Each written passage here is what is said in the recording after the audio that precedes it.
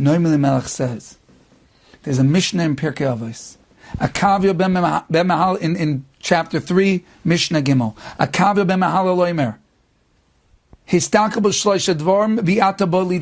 you look at three things, you'll never come to sin.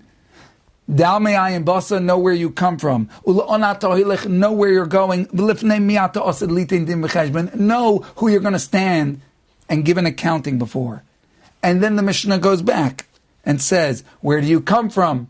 A putrid drop. Where are you going? To a place of dirt and worms.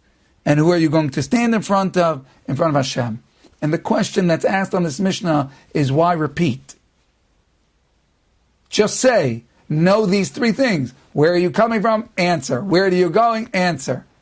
Why is it first say the questions and then say the questions with the answer? And then Noam Elimelech said something unbelievable. It's exactly what the Nesiv Shalom says. Is before you could start talking to yourself and say, oh, you know what a lowly person I am? Do you know what lowly beginnings I have? Do you know where I'm going? I'm going to a place of dirt and worms. Oh, do you know I'm accountable? Everything I did wrong. Hashem's not going to be happy with me. He said, if you start with that, that's not going to equal a healthy Judaism. That's not an accurate portrayal of who you are. That's not going to create a greatness in you. The way you have to start, he says, is first think about them in the greatness that they connote. Do you know where you come from, said the Noam Elimelech. You were hewn from under Hashem's throne of glory. Do you know where your soul comes from? Said the Noam Elimelech. That's the first thing you have to think about. Do you know how great your soul is? That it's a chelik elikah mimal mamish. That it's a piece of godliness. That it's holiness that cannot be stained. That its greatness surpasses the angels. That when you walk down the street, the world shudders in awe of you before you've done anything. Do you know who you are? That you're royalty.